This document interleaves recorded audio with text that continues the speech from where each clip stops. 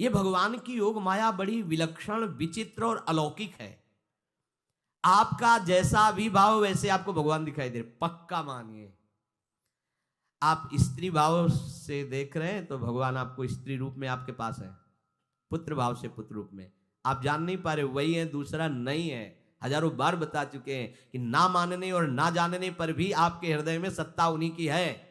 जिस दिन वो भगवान अंतर्ध्यान हो जाते, प्यारे पुत्र, प्यारी पत्नी, प्यारे सुहृद मित्र आदि को आप चिता में जला देते हैं, तो था ना आपके हृदय में आदर, पर आप अनजाने से भी भगवान का ही आदर करते हो। अगर जान करके आदर कर लो तो तुम मुक्त हो जाओ इस दुख से, इस प्रपंच से। श्री भगवान कहते हैं कि मेरे अज अविनाशी स्वरूप को ये मूढ़ लोग नहीं जानते हैं, केवल वही जान सकता है जो मेरा आश्रय लेकर के मेरे को पुकारता रहता। भजन का मतलब तब पुकारना, भगवत चिंतन करना। वेदाहम शमतीतानि वर्तमानानि चार्जुन भविष्याणि च भूतानि माम तु वेद न कश्चन।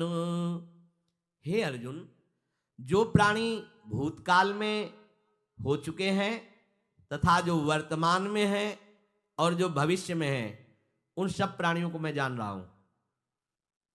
जैसे आंवला ऐसे रख लो तो चारों तरफ से देख सकते हो, ऐसे भगवान अनंत ब्रह्मांडों को, जीवों को एक साथ देख रहे हैं। यही भगवान की भगवत्ता है, एक साथ देख रहे हैं। कोई भी जीव ऐसा नहीं है जिसको भगवान का दुलार नहीं मिल रहा हो, कहीं भी हो, अनंत ब्रह्मांड सबके लिए जो आवश्यक हो भेज रहे, कोई भूखा नहीं रह सकता। एक बार वीर शिवाजी समर्थ गुरु श्री रामदास स्वामी जी के पास गए और कहा कि स्वामी जी अकाल पड़ा हुआ है, तो हमने सारा का सारा खजाना खोल दिया और सबको पवाया। तो गुरु बड़े कृपा सिंधु थे, उन्होंने देखा कि इनके हृदय में एक गर्भ का अंकुरण हो रहा है कि मैं भरण पोषण किया सबका अकाल में। तो उन्होंने कहा कि शिवू यह थोड़ा उठाओ, आओ चलो हमारे साथ। एक बड़ा पत्थर का, इसे तोड़ो। महाराज जी तोड़ा, हटाया तो नीचे मिट्टी में दबा हुआ स्वस्थ मेढक एक ऐसा, बिल्कुल। बोले इसको किसने दिया? देखो ना कितना स्वस्थ है, पुष्ट है, इसको कौन आहार दे रहा है, इसको कौन प्राण पोषण कर रहा है? बोले भगवान। तो बोले तुम कैसे दाता बन गए? संपत्ति तो सब भगवान की है, भगवान ही सबका, ये अहम मत करो कि तुम पोषण करते हो। नहीं, छोटी सी वृत्ति को भी गुरुदेव बर्दाश्त नहीं करते। जो गुरु शरणागत होता है वो उनकी बात समझता है, अन्यथा वो अपनी मनमानी वृत्ति को ही आदर देता है, गुरु की आज्ञा वृत्ति को नहीं देता। छोटा सा भी अभिमान का कण अपने जनों में गुरुदेव को बर्दाश्त नहीं होगा, क्योंकि यही भगवत प्राप्ति में बाधा बन जाएगा। कितने जीव चराचर जगत में, देखो हमारे भगवान की भगवत्ता, सबको देख रहे हैं, सबको व्यवस्था दे रहे हैं, सब कुछ देख रहे हैं। 3 प्रकार की लीला हो रही, कहीं पालन लीला, कहीं सृजन लीला, कहीं विनाश लीला, उन्हीं के द्वारा हो रही, वही देख रहे हैं, वही कर रहे हैं। अगर ये बात तुम्हारी समझ में आ जाए तो अभी भगवान की शरण हो जाओ, पर अहम के कारण ये बात समझ में नहीं आती। जो भूतकाल में हो चुके हैं, वर्तमान में हैं, जो भविष्य में होंगे, सबका प्रभु वर्तमान की तरह देख रहे हैं, दर्शन कर रहे हैं। परंतु मुझे मेरे भक्त के सिवा कोई नहीं जानता है। भक्त के सिवा कश्यन, कोई भक्त बिरला, वही केवल भगवान को भगवान सबको देख रहे हैं, भगवान की दृष्टि सब पे है। अगर ये बात आपकी समझ में आ जाए तो अभी आनंद आने लगेगा। मैं भगवान की दृष्टि में हूं, बस आज हमें सत्संग से बात मिली कि मैं भगवान की दृष्टि में हूं, मुझे वो देख रहे हैं, बढ़िया बन गया। अब आप पाप कैसे करोगे? क्योंकि भगवान की दृष्टि में भगवान आपको देख रहे हैं। डरो, किसी गवाही की जरूरत नहीं, वो देख रहे हैं। तो आप भय क्यों कर रहे हो? आपको भगवान देख रहे हैं, आपको डरना नहीं। फिर आप कामना क्यों कर रहे हो? भगवान आपको देख रहे हैं, जो चाहिए उस समय से दे देंगे, आप निश्चिंत रहिए। अगर आप अहम करोगे तो दुख भोगोगे, आश्रित रहोगे तो सब अपने आप निर्वाह हो जाएगा।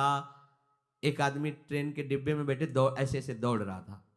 लेकिन पूछा भाई क्यों दौड़ रहे? बोले अमुक स्टेशन जाना है। तू बैठ जा, गाड़ी चल रही है, ट्रेन चल रही, तू बैठ जा। ऐसे ही त्रिगुणात्मिका माया की ट्रेन चल रही, पूरे विश्व का विश्वंबर भरण पोषण कर रहे हैं, तू तो बैठ जा भगवद आश्रय लेकर के, तू काहे को दौड़ा घूम रहा है? लेकिन ये अहंकार के कारण भटकता रहता है। भूत, वर्तमान और भविष्य काल, ये 3 विशेषण देकर भगवान कह रहे हैं कि मैं सबको देखता रहता हूं, जो हो गए, जो हैं, जो होंगे। भूत के प्राणी, भविष्य के प्राणी अथवा वर्तमान के प्राणी सभी भगवान की दृष्टि में वर्तमान की तरह ही हैं। ये भूत भविष्य वर्तमान काल केवल हम लोगों की दृष्टि में भेद है, भगवान की दृष्टि में नहीं। हो चुका, होगा, हो रहा है, भगवान की दृष्टि में सब हो रहा है। पीछे का भी, अब का भी, सब सामने चल रही सीन। हमारे हृदय में विश्वास हो जाए प्रभु हमें देख रहे हैं। अभी तो हमें ये नहीं पता कि हम भजन कर रहे हैं, भगवान पता नहीं जान रहे हैं कि नहीं जान रहे हैं। अभी भक्ति में रंग आ जाए, अगर ये बात समझ में आ जाए कि प्रभु देख रहे हैं हमें। देखो, जब हमारे गुरुजन बैठकर सुनते हैं और जब गाने का अवसर मिलता है तो ज्यादा उत्साह होता है कि बैठे सुन रहे हैं। ऐसे ही अगर हम मान लें कि हमारे प्रभु सुन रहे हैं, हम जो भजन कर रहे हैं हमारे प्रभु देख रहे हैं, जो सेवा करें भगवान हमारे स्वीकार करें, प्रियालाल स्वीकार कर, अभी भक्ति का रंग आ जाए, ये बात हमारे हृदय में बैठ जाए कि मैं हर समय प्रभु की दृष्टि में हूं, हर समय मैं अपने आराध्य देव की दृष्टि में हूं, कितना आनंद आएगा। अंदर से सोचो जरा, हर समय वो हमें देख रहे हैं और वो कह रहे हैं मैं देख रहा हूं। पीछे जो तुम किए हो वो देख रहे हैं वर्तमान की तरह, अभी जो वो तुम देख रहे हैं, आगे जो करोगे वो भी देख रहे हैं। वो पहले से उनको सब पता है, तुम ऐसे ऐसे चलोगे, ऐसे ऐसे कार्य करोगे। भगवान की दृष्टि में सब कुछ वर्तमान ही रहता है। संपूर्ण प्राणी काल के अंतर्गत है और प्रभु श्री हरि कालातीत है। देश काल वस्तु व्यक्ति घटना परिस्थिति ये बदलते रहते हैं, पर प्रभु श्री हरि वैसे के वैसे ही रहते हैं। काल के अंतर्गत प्राणियों का ज्ञान एक सीमित है। अब इस दीवार के पीछे कौन खड़ा है, क्या कर रहा है पता नहीं, पर भगवान की दृष्टि में नहीं। भगवान की दृष्टि में सुमेरु पर्वत पर क्या हो रहा है, जहां किसी की दृष्टि, वहां भी उनको। ब्रह्मलोक में ब्रह्मा क्या कर रहे हैं, बैठे बैठे सब। इसलिए कितने महान ईश्वर हैं। एक छोटी सी भी चींटी को दाना मिला कि नहीं, उनको चिंता है। देखो, आप छोटे से 2-4 लोगों का भार लेकर के चिंतित हो रहे हो, अनंत ब्रह्मांडों के अनंत जीवों का भरण पोषण प्रभु हमारे कर रहे हैं और निश्चिंत हैं। अचिंत शक्तियां भगवान की, तो आप भी तो उनके बच्चे हो ना। ये सब कहने का मतलब है आप भी तो उन्हीं के अंश हो ना। 2-4 की चिंता में इतने तुम बावरे हो रहे हो, डिप्रेशन में पहुंच रहे हो, 2-4 कामनाओं के पीछे इतने। अनंत ब्रह्मांड तुम्हारा जो अंशी है, अनंत ब्रह्मांडों के अनंत जीवों का अनंत काल से भरण पोषण करता चला आ रहा है। कहीं भी किसी के साथ कुछ भी गलत नहीं हो सकता। जैसे कहते हैं कि क्या गलत हुआ, देखो ना अभी तो बच्चा था, ऐसा ऐसा हो गया, तो तुम्हारी दृष्टि में बच्चा है, पीछे तो बहुत पुराना है ना, जो कर्म करके आया उसका फल। कहीं भी गलत किसी के साथ नहीं होता, ध्यान रखना। जहां कुछ होता है, अभी हमने देखा मानो कि ये तो बहुत गंदा है, तो सीधे जा रहा था, ये आदमियों ने मिलकर इसे पीटा, अभी सीधा चल रहा, पीछा टेढ़ा चल के आया है, और जिनको पीटा है वही आके इसे पीट रहे हैं। अब हम वर्तमान को तो देख रहे हैं ना, पीछे की बात तो देख नहीं रहे ना, और भगवान पीछे की देख रहे हैं कि इसने पीछे बहुत ऐसा गलत किया, उसका हिसाब इसको मिल रहा है, इसे चुपचाप देखते रहते हैं। ध्यान रखना, इतना भी गलत नहीं हो सकता इस सृष्टि में। वो कैसे गलत नहीं हो रहा, अभी तो नवयुवक था, उसने कुछ ऐसा किया ही नहीं, अभी तो नई अवस्था थी, अभी तुम्हें दिखाई दे रहा है 15 वर्ष का है, लेकिन भगवान देख रहे हैं मेरा पुरातन अंश है, किस जन्म से क्या क्या करते चला आ रहा है। ये ज्ञान हो जाएगा तो किसी भी बात में आपको दुख नहीं पहुंचेगा, विक्षेप नहीं पहुंचेगा। नहीं, बड़े बड़े विक्षिप्त हो जाते हैं। एक गौतमी नाम की महान तपस्विनी थी, महाभारत में कथा आती है, उसका एक ही पुत्र था और उसको सांप ने काट लिया। तो वहां की कुल भील उठा के लाए और कहा, देवी माँ ये देखो सांप ने तुम्हारे बेटे को काट लिया। तो उनका इतनी सामर्थ्य सांप की कैसे हो गई कि मेरे बेटे को काट लिया और मेरे से भय नहीं माना। आकर्षण वृत्ति जीव ही की सांप सामने आ गया, तूने क्यों काटा, मैं तुम्हें भस्म कर दूंगी। तो आपने कहा पहले हमारी प्रार्थना सुन लो। मेरे सर पर मृत्यु ने आकर के अपना शासन जमा लिया और कटवा दिया, मेरा कोई दोष नहीं। मृत्यु का आकर्षण किया, महान तपस्विनी, भगवान व्यास देव जी ने ये लीला कथा गाई है। मृत्यु का आकर्षण किया, साक्षात मृत्यु सामने आ गई, थर थर कांपने लगी। गौतमी जी ने कहा, मैं अपने तपस्या के बल से तुम्हें भस्म कर दूंगी। हमारे ऐसे निष्पाप बालक को तुमने सांप के द्वारा प्रेरित करके कटवाया। बोले, मेरे ऊपर काल का शासन है, काल ने मुझे प्रेरित किया, मैंने सांप को प्रेरित किया, मेरा कोई दोष नहीं, ये काल का शासन। काल का आवाहन किया, काल उपस्थित हुआ। काल ने कहा कि मेरा इसमें कोई दोष नहीं, इस बालक के पूर्व जन्म के कर्म के द्वारा मैं प्रेरित हूं, इस बालक के कर्म से प्रेरित होकर मैंने मृत्यु को प्रेरणा की, मृत्यु ने सांप को प्रेरणा की और इसने डस लिया। अब आप बताओ किसका दोष है? शांत हो गई, क्योंकि इस बालक के ही। तो को न काहू के सुख दुख कर दाता, निज कृत कर्म भोग सुन भ्राता। कोई किसी के सुख दुख का हेतु नहीं है, अपने कर्म ही है जो हमको दुख सुख देते हैं। और ये भगवान देख रहे हैं। कोई, जैसे आपको अभी मनुष्य शरीर मिला, स्वतंत्रता है। अब आप जो पापाचरण चाहो, छूट है, कर सकते हो, या जो पुण्य कर्म चाहो कर सकते, या भजन करना चाहो कर सकते हो। ये स्वतंत्रता केवल मनुष्य शरीर को दी गई है। आपको जो पूर्व भोग मिल रहे हैं वो आपके पीछे के कर्मों के हैं। तो जो ज्ञानी जन होते हैं, विवेकी जन होते हैं, आए हुए प्रारब्ध को भोग लेते हैं, नया कोई पाप नहीं करते, निरंतर भजन करते रहते, भगवान की कृपा से मुक्त हो जाते। अगर भगवान की शरण में नहीं होगे, भजन नहीं करोगे, तो आपके ऊपर बहुत से ऋण है, दुर्गति हो जाएगी। ऐसा नहीं है। आप यहां भी तो देखो ना, आपके मकान, आपका व्यापार, सब कुछ आपका कहा जाता है, लेकिन सब कुछ सरकार का है। हर चीज का टैक्स देना पड़ेगा तुम्हें। पानी का भी टैक्स देना पड़ेगा, मकान का भी टैक्स देना पड़ेगा, और तुम भी जो करोगे वो पैसा दो सरकार को। टैक्स तुम ऐसे फ्री थोड़ी जा, नहीं होता, देना पड़ता है ना। आप मान लो नौकरी कर रहे हो कि हवाई नौकरी कर रहे हो, तो उसमें सरकारी टैक्स कटेगा आपका, क्योंकि आप सरकारी आदमी हो, भारत देश के वासी हो। ऐसे ही ये टैक्स लगे हुए हैं सरकारी भी, मातृ ऋण, पितृ ऋण, ऋषि ऋण, ये टैक्स है। ऐसा नहीं कि तुम कमाओ खाओ और इसके बाद मर के जाओ स्वर्ग मिलेगा। टैक्स चुकाओ। ये मनुष्य शरीर मिला, इन ऋणों से मुक्त हो। अगर नहीं हुए तो भी तुम्हें दुर्गति होगी। आप देखो, जब कभी ऐसी सूचना मिलती कि अमुक आदमी का अमुक धन पकड़ा गया, तो इनाम दिया जाता है क्या कि इतना कमा लिया? सजा दी जाती है। तुमने टैक्स की चोरी की, अगर चोरी नहीं की, मेहनत से कमाया या व्यापार से कमाया, दिया नहीं सरकार को, हाँ दिया नहीं, इसीलिए तुम्हें टैक्स की चोरी का दंड मिलेगा, सारा धन अपहृत हो जाएगा, तुम्हारी निंदा होगी, तुम्हें सजा मिलेगी। बोलो मिलती है नहीं?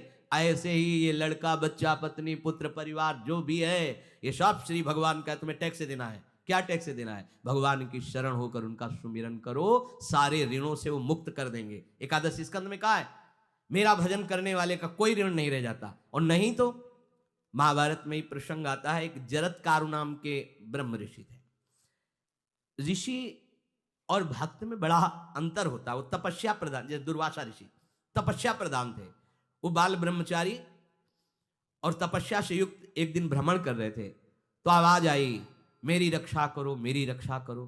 तो उस आवाज की तरफ बढ़े तो देखा कुएं में उल्टा लटके हुए हैं बहुत से ऋषि, और एक केवल तंतु है, एक केवल तंतु है जिसमें दो चूहे लगे हुए, उसको भी काट रहे हैं, एक काला और एक श्वेत। तो उन्होंने देखा और दयालु हो गए कि ऋषियों, मैं तुम्हारी कैसे रक्षा कर सकता हूं? तो उन्होंने कहा कि ये जो दो चूहे हैं रात और दिन है, और जो हम लोग हैं ये तुम्हारे पितर हैं।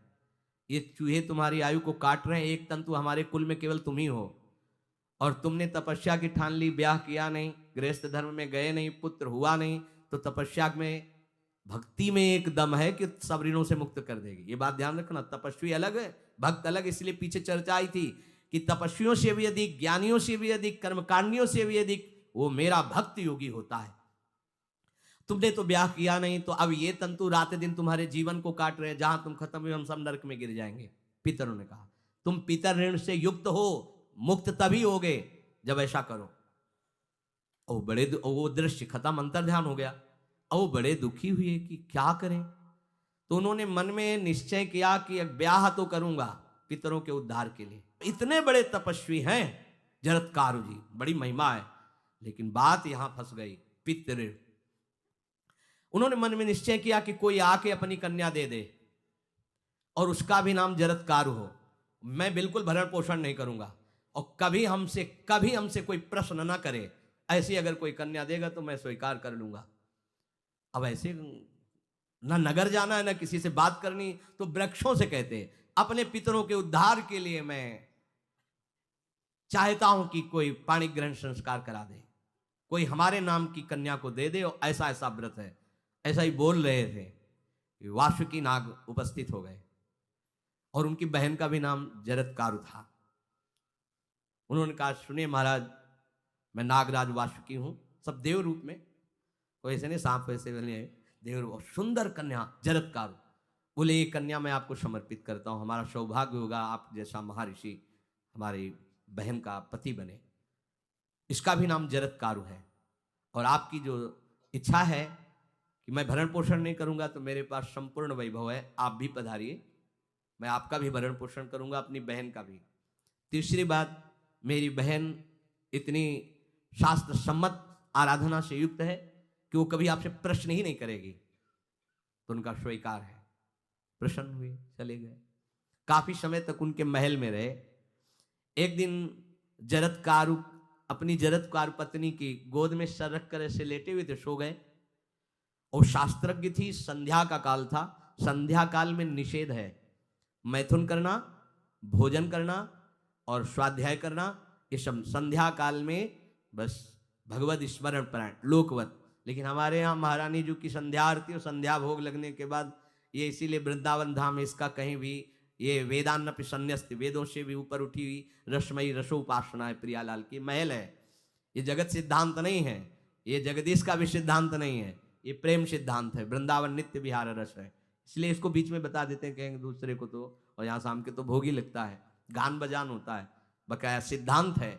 आंख मूंद करके या तो गायत्री जप या जो गुरु मंत्र चुपचाप शांत भाव से जपे, ऐसा। अब वो इस चिंता में थे कि मेरे पति का धर्म जा रहा है और मैंने आज तक कुछ बोला नहीं अपने पति से। अगर बोलती हूं तो हो सकता है ये नाराज हो जाए और छोड़कर चले जाए। अगर मुझे छोड़ देते हैं और इनका धर्म बचता है तो ये ठीक बात रहेगी। कितनी विवेकवान है। अगर ये सोते रह गए और सूर्य अस्ताचल को चले गए तो इनका धर्म लोप हो जाएगा। ये मैं होने नहीं दूंगी, अपने पति का धर्म लोप नहीं होने। और वो उस समय भी केवल एक लंगोटी लगा के रहते थे, अस्थि मात्र हो रहे शरीर। वहां भी ऐसा नहीं कि दूल्हा बन करके सज, नहीं, वैसे ही केवल पितरों की तृप्ति के लिए उन्होंने बात स्वीकार की थी। उन्होंने कहा महाराज उठिए, संध्या का समय है, शास्त्र निषेध करता है इस समय सोना नहीं चाहिए, नहीं आपके धर्म का लोप हो जाएगा। महाराज उठिए, सूर्य अस्ताचल को बस पहुंचने ही वाले हैं, उठिए। उठे एकदम लाल आंख करते हुए, तुमने हमें टोका कैसे, तुमने हमसे प्रश्न कैसे कर दिया, मैं अभी तुम्हारा त्याग करता हूं। बोले स्वीकार है, आपके धर्म का लोप ना हो। कहीं सूर्य अस्ताचल को चले गए, आपने अर्घ नहीं दिया तो जीवन भर की आपकी उपासना में कलंक लग जाएगा कि आपने संध्या काल में शयन करते हुए सूर्य आराधना नहीं की, आपके धर्म का लोप हो जाए। बड़ा सूक्ष्म धर्म का विषय। तो उनका सूर्य की ताकत कैसे कि मैं सोता रहूं और वो अस्ताचल को चले जाए, ऐसे महात्मा थे। कहा सूर्य की ताकत कैसे, भगवान व्यास देव जी ने लिखा है, किसी कहानी की बात नहीं। सूर्य की सामर्थ्य कैसे है कि मैं अर्घ ना दूं और अस्ताचल को चले जाएं, सूर्य तब तक रुके रहते जब तक मैं सोता रहता, पर तुमने टोक दिया, अब मैं चला। जब चले तो उन्होंने कहा हमारे गृहस्थ धर्म का जो फल होता है, आपके पाणी ग्रहण स्वीकार का जो फल होता है, उसको बिना दिए आप कैसे चले जा रहे हैं। तो उनका आस्ति वो है, चले गए। उसी से आस्तिक मुनि का प्रादुर्भाव हुआ और उन्होंने आगे बड़ा चरित्र है उनका, आस्ति, तो उसी से नाम रखा आस्तिक। आस्तिक उन्होंने जन्मेजय के यज्ञ को बंद किया। आप सोचो, एक पितर की तृप्ति के लिए उनको ये सब करना पड़ा। और श्री हरिशरणम और निरंतर भजन, तो मातृ ऋण, पितृण, देवऋण, ऋषि ऋण, सब ऋणों से उपासक मुक्त होकर के परम धाम को जाता है। एकमात्र भगवदास है। पर ये मूढ़ जन इस बात को नहीं जान पाते हैं। बिना कारण कृपा करने वाले प्रभु जीव को मनुष्य शरीर देते हैं। ये मनुष्य शरीर अंतिम शरीर है, अगर इसमें नहीं बना तो फिर चले जाओगे 84 लाख योनियों के चक्र में। इसी शरीर में अनंत जन्मों के संचित कर्म समुदाय का नाश करके भगवत प्राप्ति होती है या मोक्ष पद मिलता है। कौन सा प्राणी किस गति को जाएगा भगवान देखते हैं पर संकल्प नहीं करते, ध्यान रखना, क्योंकि आगे की भी देख रहे हैं। वो देख रहे हैं अब जो तुम कर रहे हो वैसे गति बनती चली जाएगी, भगवान संकल्प नहीं करते। भगवान तो एक बार संकल्प कर दिया, एको हम बहुश्यामा, उसी में बहुत रूपों में प्रकट हो गए। अब तुम्हें संकल्प करना है कि इस जन्म में मुझे भगवत प्राप्ति करनी है। जो संत शास्त्र सदगुरुदेव कह रहे हैं ऐसा करो ऐसा ना करो, यदि आप इस भावना को स्वीकार करके आराधना करेंगे तो निश्चित निश्चित भगवत प्राप्ति इसी जन्म में हो जाएगी। प्रभु केवल तुम्हें निमित्त बनाना चाहते हैं, कल्याण तो वही करेंगे। जैसे अर्जुन से कह रहे हैं भीष्म आदि द्रोण आदि मेरे द्वारा मारे जा चुके हैं, तुम केवल निमित्त मात्र भव सव्यसाची। ऐसे ही अय उपासक तू केवल निमित्त बन जा। जो शास्त्र सदगुरुदेव आज्ञा करते हैं वैसे ही तू चल दे अपने मन को मार के।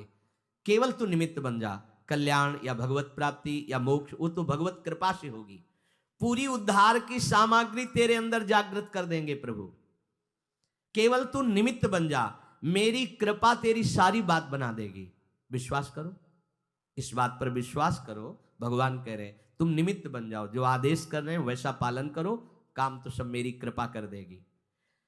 जो ऐसे मनुष्य शरीर ऐसी कृपा प्राप्त होने पर भी भगवत प्राप्ति नहीं कर पाता, तो मयानुकूलेन नभस्वतेरितम पुमान भवाब्धिम न तरेत सा आत्महा। ऐसी मेरी कृपा का सहारा मिलने पर यदि वो भगवत प्राप्ति नहीं कर पाता तो बोले आत्महा है, वो आत्महत्यारा है, वो दुर्गति को प्राप्त होता है।